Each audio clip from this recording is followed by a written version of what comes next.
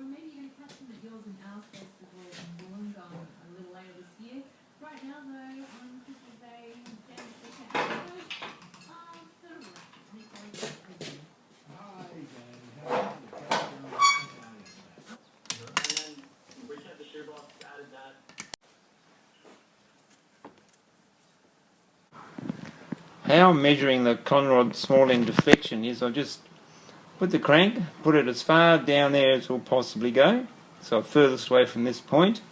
I've put a ruler on here and just a nut to square that up, and some rubber bands to hold it all in place so that it doesn't flick up on me. Put that down like that so it doesn't want to flip up. I've measured on the case splitting line there, and there, that's basically both the same. And push this way, put that in the gap between those two, always the same spot, and then pushing that down and making that square. That's one reading, and that comes out of 4.8. And then the other way is I do this way as far as I can,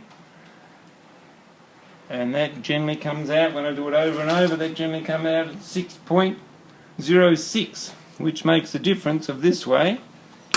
Oh, what is my readings? 1.24, which is well within what's required, because I've got from 1 mil to 2 mil, 2 mil being the maximum, 0.4 to 1 mil being standard. It's just out of standard. It's still pretty good condition, so I'll go with that. I'll keep the crank.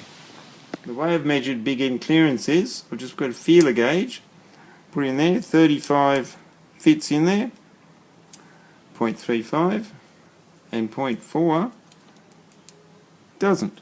So I'll call that as being about 0.38. The measurements are, for this bike I'm allowed conrod clearance between 0.25 and 0.75 and a 0.40. That's somewhere halfway in between those, so it's only half worn, so that says it's good as well. Just a couple of general observations I want to make about this crank is that, one, it had oil in it, so that's a good thing. And as you see, I've measured that, and that's okay. It's got the grooves here for collecting the oil and going down there, but this was all painted black when it's original, and the black's worn off in certain areas. Now, it's worn off here, and it's worn off a lot in that area there. I'll just put that up so you can see. It's worn off in that area there, which I would say is generally because that's a high flow area, so that's worn off there. I'll just have to watch that when I go and put it together. Also, there's no ridge here when it comes to the gasket, but there is on this side. See a little bit there? It's just 1 millimeter. So any flow that's as the piston's coming down, it's pushing down. The flow is coming up the sides here, and it's hooking on there and just causing turbulence and slowing it down. But not on this side. So I might have to match that. I'll see how the other gasket is. I'll just do it all with gaskets later on. So apart from that, it all looks good. It's clean, no rust. I'm happy with it all. Just watching that these ports are obviously getting the most flow through there, so I'll deal with that later. Other than that, it looks nice. I just want to go through some of these parts and just discuss them. I took the head off. Remember, this had 2 head gaskets on it, so it's not going to burn properly. And looking at this, there's a lot of like deposits, just deposits. I'm voicing over this bit because I've had another look at the head now, and if you look down the bottom, you can see it's sort of washed there, and the back ports, transfer ports pointing up, the sides are pointing back and high, so that's washing that bit off with fresh charge. The front there's got a bit of flow there, but that's burnt flow, and the top of the dome there, that's just dead area. So remember, it's got 2 head gaskets, so it's not going to read right. So if I change it to one back to one head gasket, everything's going to change. It's actually going to have a functional swish to a degree, so everything will change then. Really big, so in some areas there's not much squish at all, and here it's something going on. So anyway, I won't deal with that one too much because I can't tell me too much. Now the piston. Reading the tea leaves on the piston. Now I scrubbed that bit off there myself. That's got a lot of carbon on it, and there's a little bit of where the ports come in here. That's a little. There's one. There's another. It's the same. Here's a little bit there, a little bit there. But because of that two head gaskets, it's allowing that to be quite a dead area, not squishing very well. So in that respect, it's not very good. And I can't really tell much to it. But see, this is a standard piston, so it's the original piston, and the piston's done 12,000 kilometres on the clock before the bit of the speedo cable broke off and it sort of stopped working. So anyway, going on further, it has the 4-point seizure. 1, 2, 3, 4, like it's scuffing up on those 4 points, which is generally overheating. As a general rule, lack of lubrication, but overheating is what it generally is, and it's saying it's done it. So another way to tell what's overheating is you look on the bottom there, and that's full of carbon, so it's definitely overheated. So whoever was using this at one stage in his life has sort of thrashed it. Now, as far as the movement goes, it's look, you can look in there, you can still see the lines. For an original piston, it's in good nick. You could argue the point, we just sort of rub that back a bit and reuse it, but I'm not going to. I've ordered a first oversize. There's 4 to choose from. The first oversize is 85.25, 85 being normal, so the new ones on the side are rather original piston than a Wiseco. The Wisecos work differently. The Wiseco and Woosner, they don't have the holes in them, they just have an arch here, which would change the sucking ability of these holes. So I don't like that design, plus they're forged and they're kind of heavy, and this is heavy enough as it is, and I don't want a heavier piston, so I won't have that. Now, the next thing to read from is that I will splice in a picture that will show you the ring end gap, and the ring end gap is where that comes together. The ring end gap is absolutely huge. It just, what was it, 1 point something millimetre, and it's only supposed to be maximum of 0.5 millimetre. So that means those rings are well and truly worn down, so it was all wrong, which would cause part of this blow-by.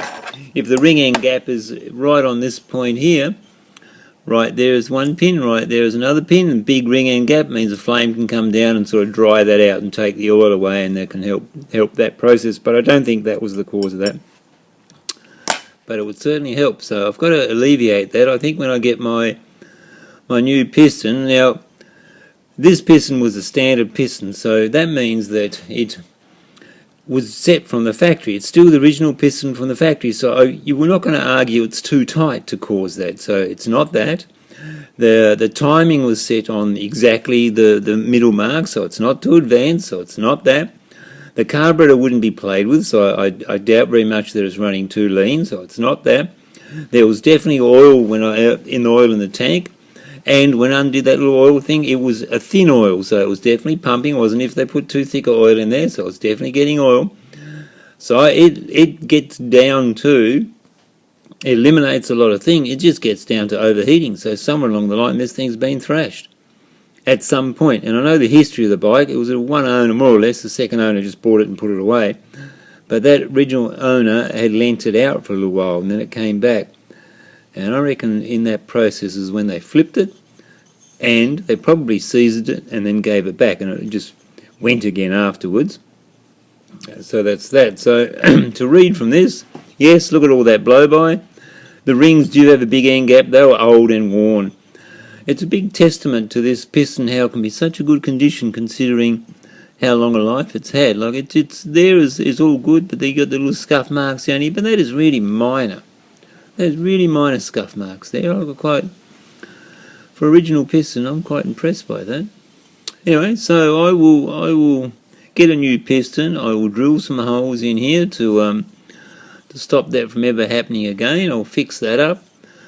I will check the ring end gap when I do it. I'll get honed out to the next oversize. Really talked to the guy who's going to do that. He said he'll just hone that out to the next oversize. It's such a small difference. And that should be all good. So that piston's told me about all it can tell me. Then the next thing is the barrel. Now I can't really show with a light in the barrel, so I have to splice in pictures, but what you'll see in the pictures is that there is some mismatching of the ports, like here, see that ridge there, oops, that ridge there, I'll have smoothened that off. It's rough like that, see that coming, that's carbon. That's just all that blow-by somehow getting down to there, so that just lumps of it are coming off.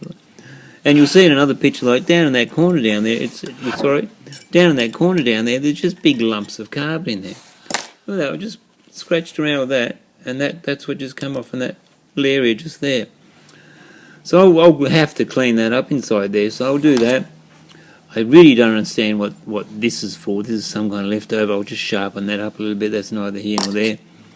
I've been advised that because I'm not putting an expansion chamber on this, that anything I'm doing with this barrel and porting is just playing and wasting my time, which is probably correct. The expansion chamber is a water pipe. It's not really expansion chamber, so I accept that argument.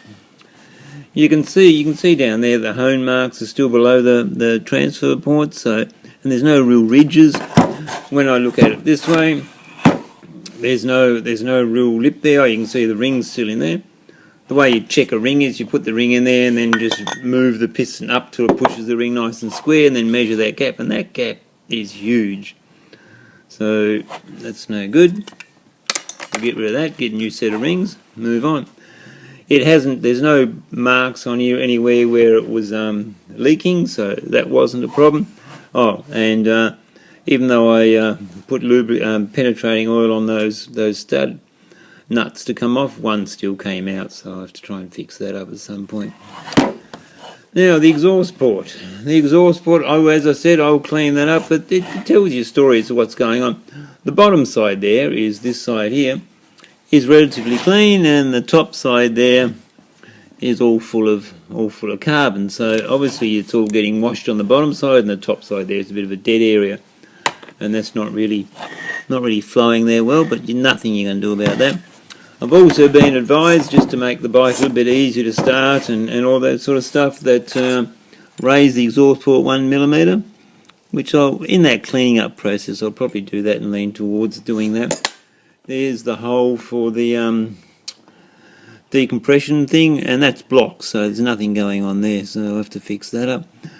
There's no real lip here, so look, you could hone it, whack a new set of rings and be done with it if you wanted to, but that's not really what I want to do. So as far as the inlet goes here, how can I show that?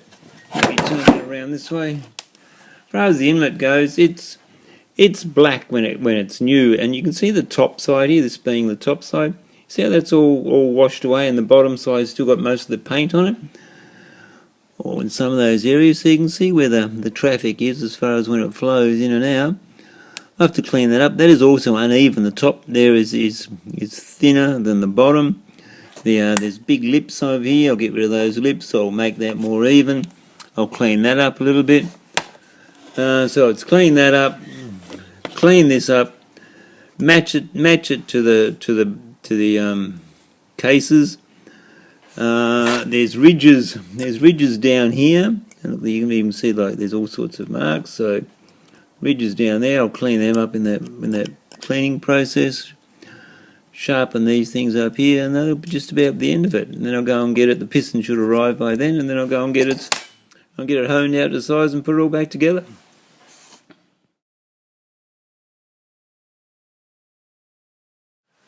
Well, I just want to put some more things away.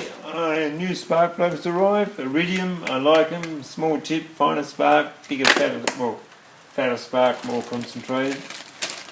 The oil pump's done. I've kept the old lines just so I've got my lengths, measurements and stuff like that. Other than that, she's all done, ready to put away. Decompression, that's all done, greased. I end up putting it together with engine building grease, which has a high melting temperature, so that'll do the job. This is a seal kit, all the seals for the motor, they'll I'll use every single one of those. Just the cover, I was very careful to clean that out. Nice job of that. The Kickstarter is done. That's got the new ball bearing there, and that is no movement. That is like new. I really like that. No wear here much. Quite nice. This is the lock for the lower right hand side cover. I probably have to make that side cover because I just can't find one at this stage. Got a toolkit. Ended up throwing half the tools away and putting my own things in there. Cable ties, one of these, ties, knife, and mainly I bought it for this, but I guess that'll come in handy. And that's it. So now I'm ready to work on the motor.